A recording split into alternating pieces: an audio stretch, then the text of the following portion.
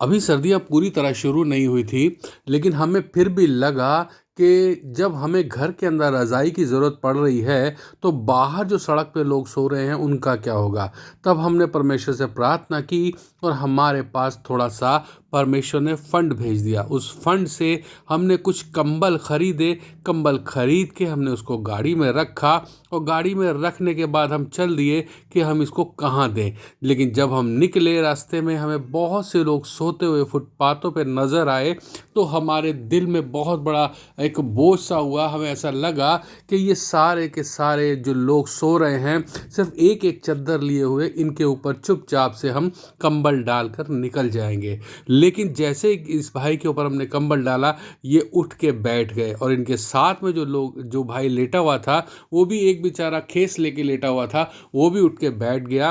तो हमने उस भाई के ऊपर भी ये कंबल डाल दिया और जब हम कंबल डालकर दोनों के ऊपर आगे चले, तो हम एक सबवे में पहुंचे। वहाँ देखा बहुत से लोग सिर्फ शॉल ओढ़ के लेटे हुए थे। तो हमने इस भाई के ऊपर भी ये कंबल डाला ताकि इसको ठंड ना लगे। और फिर जब हम आगे गए, तो देखा कि एक भाई बिल्कुल फटी पुरानी चादर में लेटा हुआ था। हमने इसके ऊपर ये कंबल डाला और दबा दिया ताकि कोई इसके ऊपर से चुरा कर ना ले जाए। फिर थोड़ा आगे बढ़े, आगे देखा कि कुछ लोग फुटपाथ पे इकट्ठे सो रहे थे, उनके पास सिर्फ चादर थी। तो हमने उनमें से एक के ऊपर ये कंबल डाला। फिर हम थोड़ा और आगे गए, तो देखा कि एक व्यक्ति जो बिल्कुल पतली सी चादर ओढ़ कर लेटा हुआ था, वो ठंड में बिल्कुल ठिठुर रहा था और हमारे दिल को बहुत ज़्यादा दर्द हुआ। तो हमने कहा इस भाई को भी सबसे पहले कंबल देना चाहिए। तो हमने उसके ऊपर भी कंबल डाल दिया और कंबल डालने के बाद